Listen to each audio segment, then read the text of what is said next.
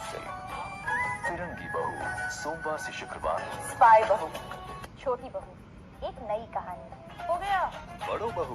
अब बहू हमारी रजनीकांत। ये देखो की जुगलबंदी इतनी नौटंकी कर रही है, सीधा खींच लेना पल्लू। और इस बहरे की तो एक और इंद्री खराब है, इसको टच भी फील नहीं होता। सीरियल्स में इतनी ओवर एक्टिंग होती है कि अगर ये इस हालत में ऑफिस तक भी पहुंच जाता ना तो मैं सरप्राइज नहीं होता।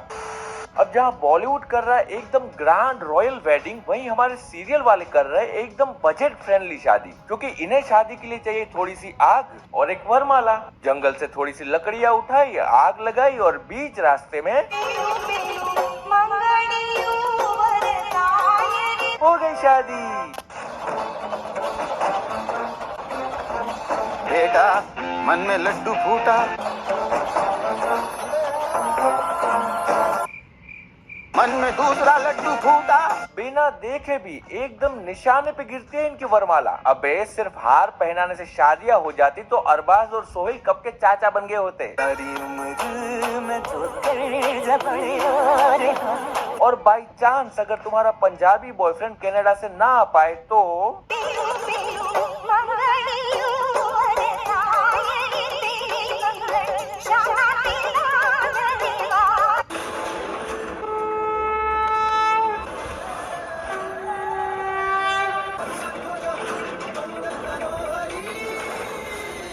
बंदी भी सदमे में है कि मेरी सिलेक्शन हो गई है, मेरी सिलेक्शन हो गई है। पता नहीं चल रहा।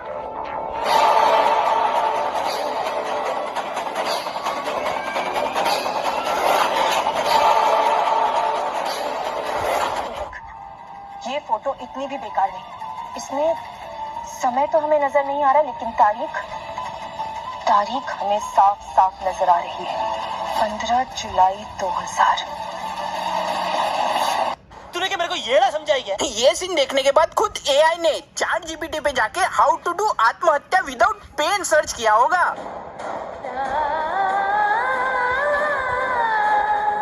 नहीं मतलब हमको दूध नहीं पहुंचा सकते। तू मंदिर आई है, ब्लिंकिट के ऑफिस नहीं। अब वैसे तो भगवान को दूध चढ़ाते हैं, पर यहाँ कोई बेवकूफ दूध की बोतल चढ़ा के गया है और लिटरली यहाँ चढ़ा के गया है। दूध की बारिश हुई। फिर तो भगवान जी मेरी गरीबी के लिए थोड़ी पैसों की भी बारिश करवा देते तो चलो पेट्रोल की ही करवा दो, वैसे भी थोड़ा महंगा होगा। इतना चुभने लगा हूँ सबको, छुरा तो नहीं हूँ। मैं तुमसे बाद में बात करता हूँ।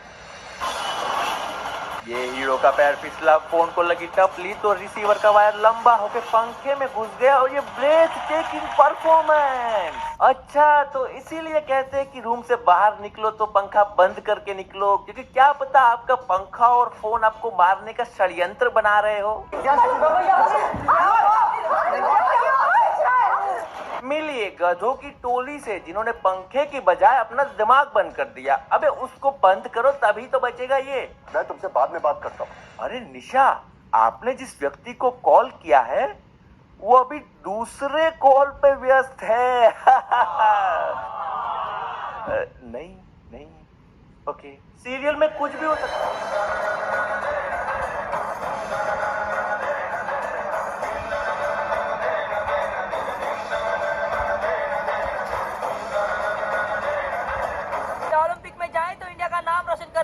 ये वाला सीन देख के आपको लग रहा होगा कि साला कितना क्रीन सीन है ये, है ना? हाँ। लेकिन मैं साला इस बात से गुड़ से मीठा इश्क, भागरवट चटपटे रिश्तों की कहानी, नमक इश्क का। पापड़ बोल, हरी मिर्च, लाल मिर्च, कुल्फी कुमार बाजेवाला, चाशनी, कैरी, रिश्ता खट्टा मीठा। बनता है भाई। मुझे तो कभी कभी लगता है कि इन टीवी सीरियल वालों के स्क्रिप्ट राइटर वही लोग हैं जो एक नंबर के लिए 3-3 पेज भर देते हैं। तुम लोग ज्यादा हंसो मत, क्योंकि उन 3 पेजों को पढ़ने वाले हम ही लोग होते हैं। अब इस सीन को देखना, यहाँ पे ये लड़की दलदल में ऐसे फंस गई है जैसे भैंस, और धीरे धीरे दलदल के अंदर जा रही है, इसलिए किसी से मांगती है हेल्प। असल में जिस लड़के का इस लड़की ने नाम लिया वो है मर्द छैल छबीला, लेकिन वो टायर के साथ बच्चों की तरह खेल रहा है जैसे दिमाग का कोई स्क्रू हो ढीला। लेकिन तभी कुछ ऐसा होता है कि तुम लोगों का दिमाग हो जाएगा हटेला।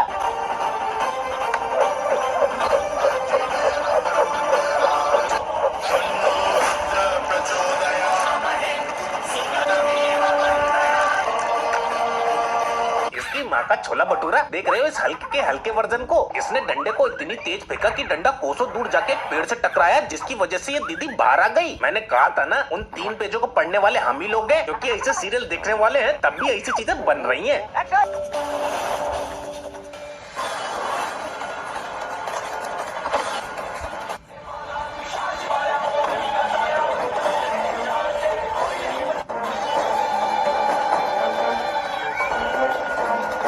किसी दिन वक्त निकाल कर सड़ी का कहूंगा तुझे। ये सीन देखने के बाद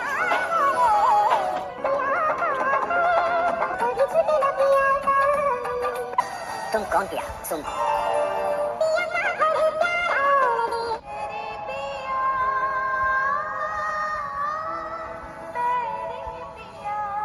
मिलते हैं जिसमें ग्रेविटी नाम की कोई चीज ही नहीं होती। अब जैसे कि आप इस सीन में देख लो,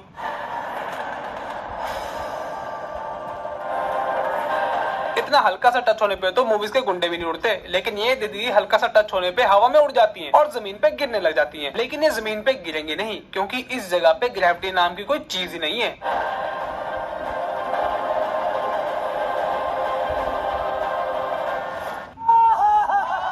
जिस हिसाब से इस बंदे ने इस लड़की को इतनी ऊपर से गिरने के बावजूद कैच किया है, मैं इस बंदे से सिर्फ एक ही सवाल करना चाहूंगा, हलवाई क्या, जो इतनी आराम से कैच कर लिया।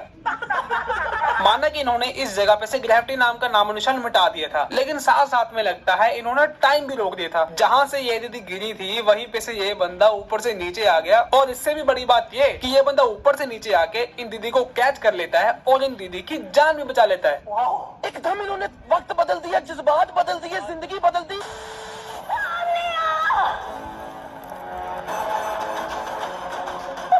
इन दीदी ने चांदनी रात को सुबह बनाने के लिए अपने बुलावे से एक सूरज को धरती पे बुला लिया। पता नहीं इनको ऐसी शक्तियां देता कौन है, इनके पास ऐसी शक्तियां आती कहां से? मतलब कि इनके हिसाब से ये पूरी दुनिया, ये पूरा ब्रह्मांड इनके कंट्रोल में है। ये जब चाहे किसी भी चीज को बुला सकते हैं, रात को दिन कर सकते हैं, दिन को रात कर सकते हैं, समय को रोक सकते हैं, और कभी कभी तो ये मरे हुए बंदों को जिंदा भी कर देते हैं। काली मिर्च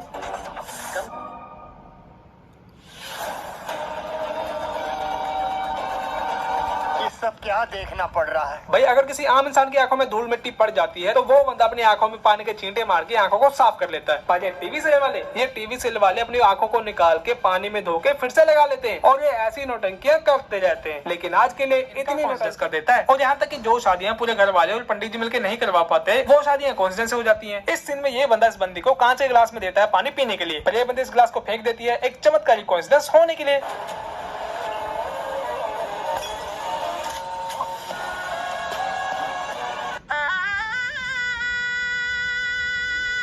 वाह भाई वाह, क्या सीन बनाया है इन्होंने। पहले ग्लास टूटा, कांच उछल के लगा इस बंदे के चेहरे पे पड़ गया कट, कट से निकला खून, और एक खून की बूंद उछलते हुए जाती है इस बंदे की मांग में छप। कभी कभी ऐसे एक ट्विस्ट के साथ ये टीवी सीरियल वाले भरी हुई मांग की भी मांग भर के मांग भराई की रस्म पूरी कर देते हैं। क्या? इस सीन में ये 2 महिलाएं लड़ रही होती हैं। ये आंटी जिस लड़की को धक्का मारती है और ये लड़की नीचे गिरने लग जाती है, और नीचे पड़ा होता है एक सांप काटने वाला चाकू। पर फिर ये हीरो मारता है एंट्री और इस लड़की को गिरने से बचा लेता है, और जो चाकू ये आंटी जिस लड़की को मारने वाली होती है वो चाकू ये अपने हाथ पे खा लेता है। चाकू लगते ही निकलता है खून, और इस लड़की की मांग में फिर से भर जाता है सिंदूर। दिल गार्डन हो रहा है, बहुत मजा आ रहा है यहाँ पे।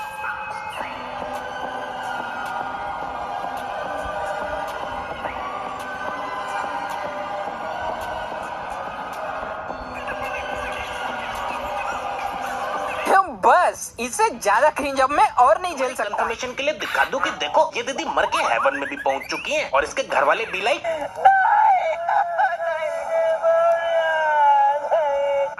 कितना दुखी परिवार है ना? ऐसा तुमको लगता है? क्योंकि इस लाश को अग्नि देने के बाद ये परिवार 1 मिनट भी नहीं रुका, तुरंत के तुरंत सारे निकल लिए। कितना पारिवारिक माहौल है ना। लेकिन भाई लोग ये भी होना था जरूरी, क्योंकि इन सबके जाने के बाद इस शमशान घाट में होने लगती है वर्षा, जिसकी वजह से बुझ जाती है चिता की अग्नि, और ये हमारी दीदी हो जाती है फिर से जिंदा।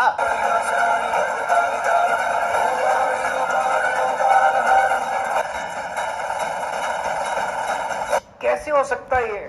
मजाक बना रखा है इन लोगों ने। भैया मजाक तो उड़ेगा ही ना, जब चूरन चाटने वालों को स्क्रिप्ट लिखने को दोगे तो वो दिमाग ही चाटेंगे।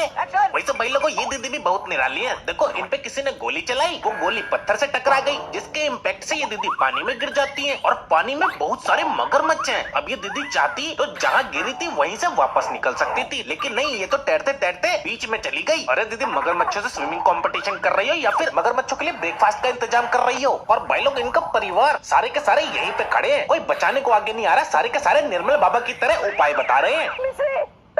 बाहर निकल भाभी वहाँ से जल्दी निकलो। खुशी दूर दूर।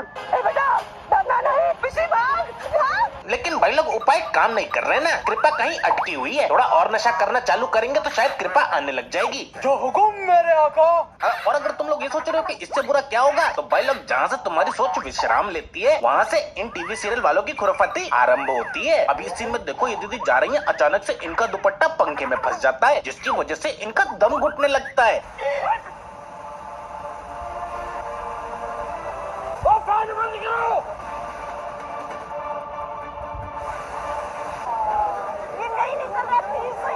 तो भाई लोग ये देखो, ये है चांदनी चौक का चतुर और ये चांदनी चौक की चिड़िया। इस लौंडे को ये नहीं पता कि दुपट्टे का दूसरा साइड भी होता है, और इस लड़की को ये नहीं पता कि हर सॉकेट के साथ स्विच भी होता है। वो कहते हैं ना, हार के जीतने वाले को बाजीगर कहते हैं, उसी तरह दिमाग से लंगड़े लोगों को लपड़ झंडू कहते हैं, क्योंकि हमारे ये वाले भैया दीदी को बचाने के लिए दिमाग ही ऐसा लगाते हैं।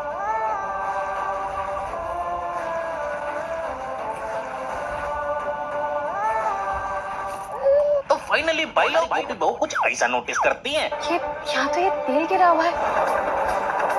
समीरा, समीरा यहाँ तेल गिरा हुआ है। अब एज यू नो, इस लड़की ने कानों में लगा रखा है ईयरफोन, इसलिए वो नहीं सुन सकती गोपी बहू की टोन। तभी गोपी बहू करती है उसे चेज और इस लड़की को करके साइड खुद की जान को कर देती है सेक्रीफाइस।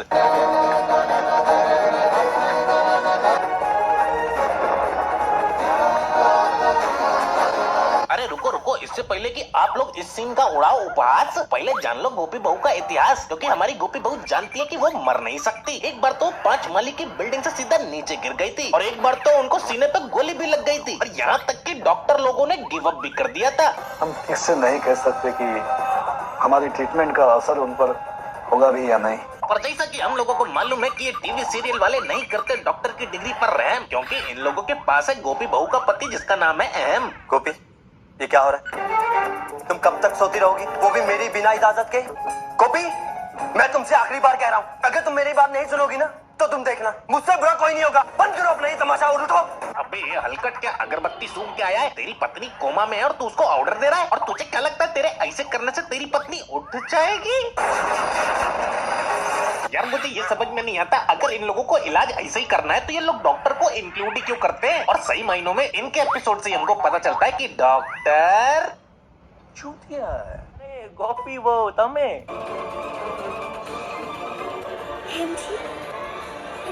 मुर्गा बन गए। ये लैपटॉप विनाशिनी, ये आपके दिमाग की एक्सपायरी डेट है या बैटरी से चलता है? क्योंकि इतना बेवकूफ कोई कैसे हो सकता है यार? आप मुझसे अभी भी गुस्सा है? एमजी, आई सॉरी। क्या टाइम पास कर रही है? बुला किसी को तांत्रिक ढूंढ। एमजी, अब ठीक तो है? अबे अगर मैं ठीक होता तो मैं मुर्गा होता। पैक पैक पैक पैक पको। ये धागा ग्लो कर रहा है, इसका मतलब शादी और मेरे बीच में ब्रिज बन गया। बच्चा रोशनी की कोख से अपनी कोख में ट्रांसफर करने के लिए क्या बोलना है, ये मैं उस्ताद जी से पूछ कर आई। बच्चा ट्रांसफर? अकाउंट का पैसा नहीं, सीधा बच्चा ही ट्रांसफर किया जा रहा है। ये कौन सा उस्ताद जी है जिसके मंत्रों से बच्चों का पासिंग पार्सल किया जा रहा है? धागा ग्लो हुआ तो नीली पाद के प्रवाह में बच्चा ट्रांसफर हो गया। पेटीएम पर एक बच्चा प्राप्त हुआ।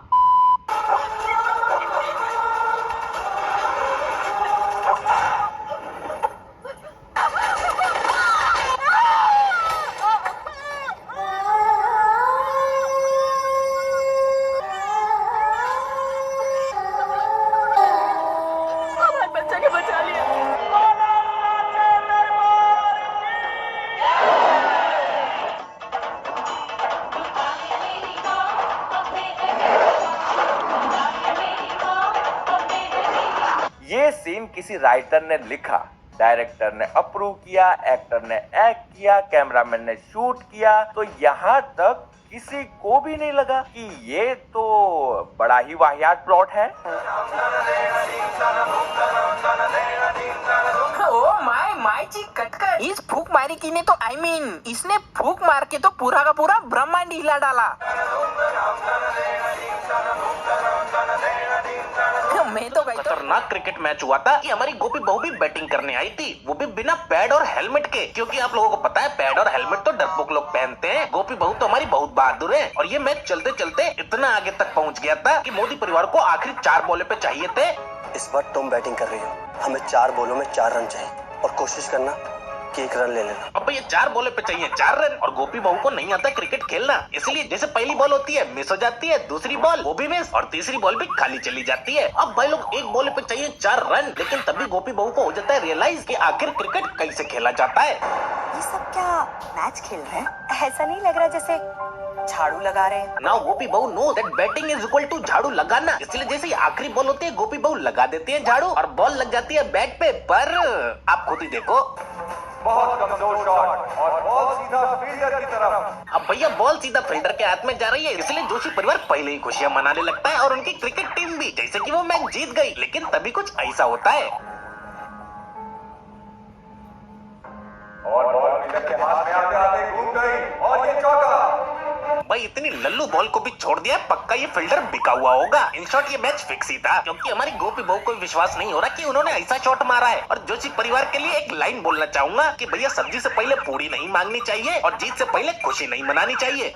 और तुमको तो पता ही है, ये टीवी सीरियल वाले पता नहीं अपने सीरियल में यमराज को कास्ट नहीं करते या उनके पैसे नहीं देते, क्योंकि हमारे टीवी सीरियल में कभी कोई मर नहीं सकता।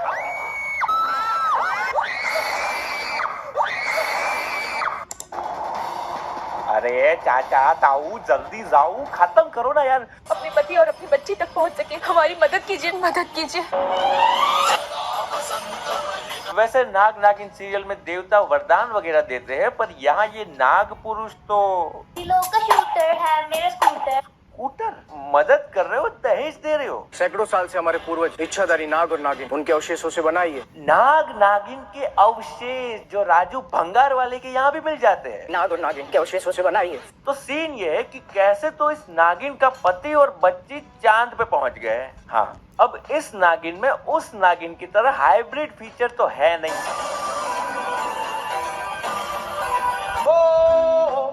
गांजा गांजा ये क्या आइटम है?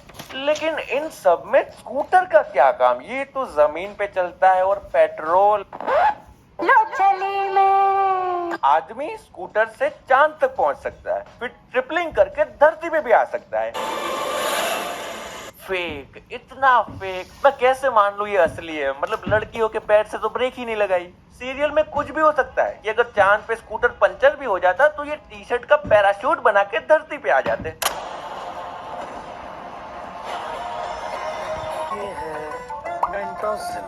चड्डी बनियानों से पैराग्लाइडिंग की जा रही है। अब चांद का सफर हुआ किफायती। नो चंद्रयान, ओनली बनियान।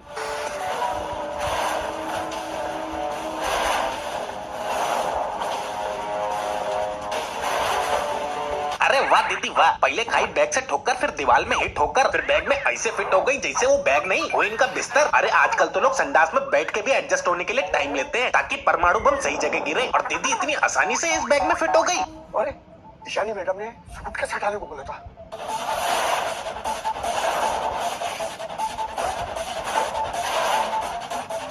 लगता है कुछ सारे ही सामान रख दिया, बहुत भारी हो गया। ये देखो आइंस्टाइन की खुजली से पैदा हुआ लाल निशान, क्या दिमाग लगाया तूने? लगता है कुछ सारे ही सामान रख दिया, बहुत भारी हो गया। अबे वो अंधेर नगरी के चौपट नौकर, अबे दिमाग नहीं है आंखें तो हैं, उनका यूज करके देख लेता कि बैग में सामान नहीं पूरा का पूरा विमान है, जिसके 2 बड़े बड़े हाथ, 2 बड़ी बड़ी टांग और 2 बड़े बड़े क्या बोला तूने? मेरा मतलब 2 बड़ी बड़ी आंखें हैं। अब क्या करे भाई, हम भोजपुरी नहीं कि जो 2-2 इंडिकेटर बोल के अश्लीलता को एंटरटेनमेंट में बदल दें। और भाई हमारे टीवी सीरियल में ना विलन लोगों को एकदम फुद्दू दिखाया जाता है। ये देखो इन सारों ने इस लड़की का एक एक मुक्का खाया है और सारे जमीन पे ऐसे लेट गए कि उठने का नाम ही नहीं ले रहे हैं। अरे उठो। भाई लोग ऐसा लग रहा है मार खाने के बाद शर्म आ गई है, सारे के सारे ऐसे लेटे हैं कि शक्ल भी नहीं दिखा रहे हैं। क्योंकि भाई सही में ऐसा कैसे मारा कि चारों के चारों एक जगह एक लाइन में ऐसे मुंह छुपा के पड़े हुए कि उठ ही नहीं पा रहे। इडियट, तुम लोग किसी काम के नहीं हो। अरे आज मैं अपनी मांग का सिंदूर मिटाऊंगी।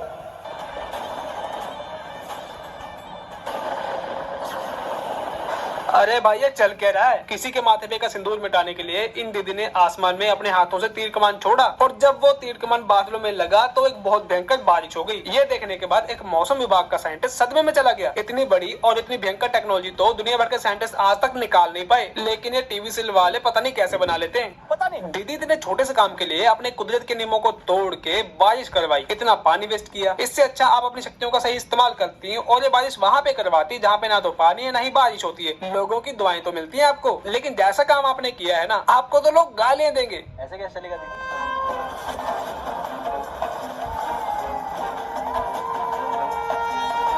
क्या सीन है?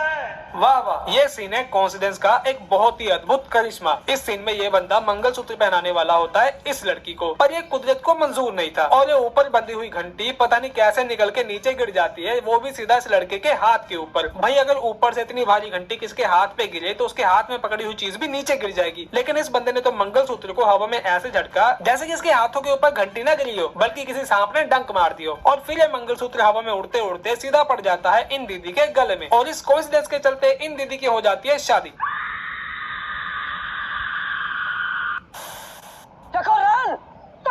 भागो। अब आप सब लोगों को लगेगा कि ये लड़की भाग क्यों नहीं रही है, दौड़ क्यों नहीं रही है, रेस हारना चाहती है क्या? लेकिन नहीं, ये लड़की इसलिए नहीं भाग रही क्योंकि इस लड़की को भागने का मतलब ही नहीं पता।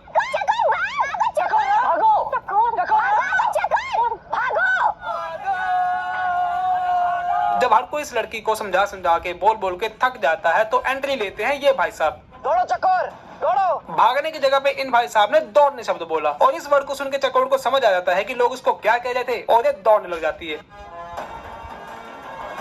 ये लड़की दौड़ने तो लग गई, लेकिन मुझे ये नहीं समझ आ रहा कि ये लोग इस लड़की को लगभग 5 से 10 मिनट बोलते रहे और इतने समय में ये बाकी के बच्चे सिर्फ यहीं तक दौड़ पाए। पर बस इतना ही नहीं, ये लड़की आखिर में जाके रेस को जीत भी जाती है। मतलब कि जो चीज इम्पॉसिबल है उस चीज को भी ये टीवी सीरियल वाले पॉसिबल मौत का सीन दिखाने वाला हूँ।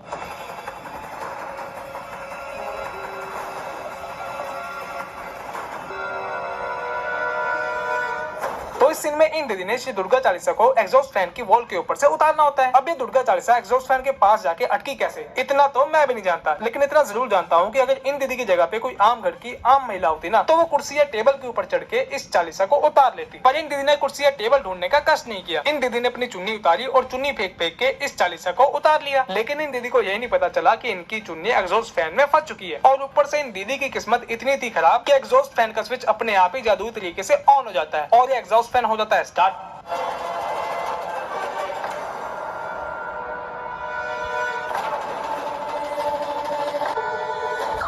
हाय दैया, मार डाला रे। तो वैसा ही एक चमत्कार होता है इस सीन में। टीवी सीरियल के एक नॉर्मल दिन की तरह इस दिन में भी एक नारी दूसरी नारी को मारी होती है। इनकी आपस में गुत्थम गुत्थी चल रही होती है, तभी उल्फी दीदी का चाकू इनके हाथों से छूट के नीचे गिर जाता है और ये चाकू जाके सीधा फल फ्रूट्स के बीच में खड़ा हो जाता है, क्योंकि टीवी सीरियल के राइटर ने इस चाकू से उल्फी दीदी की मौत को लिखा हुआ है। पर आप सोचोगे चाकू है नीचे और उल्फी है ऊपर, तो कैसे होगा उल्फी का मर्डर? रुको जरा, सबर करो। चाकू तो नीचे गिर जाता है, लेकिन इनकी गुत्थम गुत्थी तो अभी भी चालू रहती है। ये लड़की उल्फी को मारती है धक्का, तो बदला लेने के लिए उल्फी भी WWE के रेसलर की तरह लड़की को मारने जाती है। पर इन दीदी की ब्रेक्स नहीं लगती और ये दीदी रेलिंग के ऊपर से उछलते हुए नीचे गिर जाती हैं। लेकिन इनकी मौत छत से नीचे गिरने से नहीं होती, बल्कि उसी चाकू से होती है जो थोड़ी देर पहले नीचे जाके फलों में खड़ा होता है। भगवान, मार दिया बेचारी को। भाई कोइंसिडेंस का टीवी सीरियल के साथ एक अटूट दिमाग में भी बजने लग जाता है घंटा और ये लोग स्ट्रेस में आके कुछ ऐसे सीन बना देते हैं जिनका कोई भी मतलब नहीं बनता।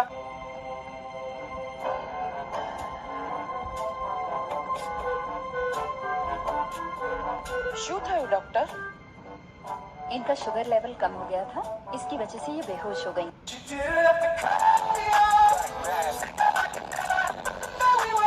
वाह वाह वाह, क्या टेक्नोलॉजी है। इस डॉक्टर ने बीपी चेक करने वाले यंत्र से शुगर लेवल चेक कर दिया। भाई एक सीन लिखते समय, उसको डायरेक्ट करते समय, उसको रिकॉर्ड करते समय अगर कोई भी गलती होती है तो वो छोटी से छोटी गलती भी मिल जाती है और उसको सुधार लिया जाता है। लेकिन यहाँ तो इन लोगों ने पूरी की पूरी टेक्नोलॉजी ही गलती दिखा दी, लेकिन इनको पता ही नहीं चला। भाई अगर इनकी छोटी छोटी गलतियां इनको नहीं बताई गई ना, तो आगे चल के ऐसी बीपी चेक करने वाले यंत्र से खून भी चेक कर देंगे और बुखार भी। सही बात है। तो चलो भाई आज के लिए इतना है।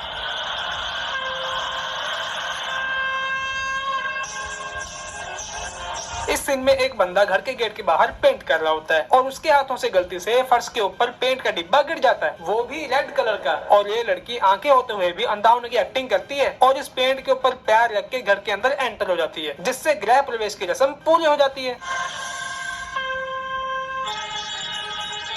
बच्ची हो क्या? अगर इन दीदी की जगह पे कोई और बंदा होता ना, उसके पैर पे पेंट लग जाता तो उसको पता चल जाता कि मेरे पैरों पे कुछ ना कुछ तो लगा है। लेकिन इन दीदी की बॉडी का सेंसर तो खराब हुआ पड़ा है, जो कि इनके दिमाग को सही जानकारी नहीं दे पा रहा और इनकी बॉडी में क्या हो रहा है, क्या चल रहा है, इनको पता ही नहीं चल पा रहा। कुछ भी। ये बंदा मर चुका था, चीता के ऊपर था, चीता को आग लग चुकी थी, लेकिन इन दीदी ने पता नहीं कौन से ऐसे मंत्र पड़े, कौन सा ऐसा जुगाड़ लगाया कि ये बंदा फिर से जिंदा हो गया। मैं तुम्हारी शक्ल नहीं देखना चाहता। अच्छा 1 minute later.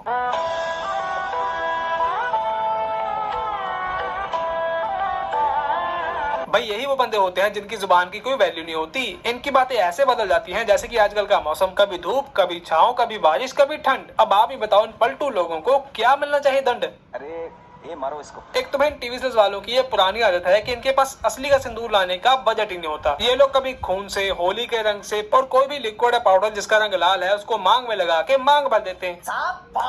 भाई अगर आपके सामने आग लग जाए तो आप क्या करोगे? अगर वो आग छोटी मोटी होगी तो आप पानी से या फिर इस यंत्र से बुझा दोगे, लेकिन अगर वो आग ज्यादा बड़ी होगी तो आपको बुलानी पड़ेगी फायर ब्रिगेड। लेकिन टीवी सीरियल्स में ऐसा नहीं होता। यहाँ पे आग को बुझाने के लिए टीवी सीरियल्स की बहुएं अपने मुंह में से इतनी भयंकर हवा मारती है कि पूरी की पूरी आग बुझ जाती है।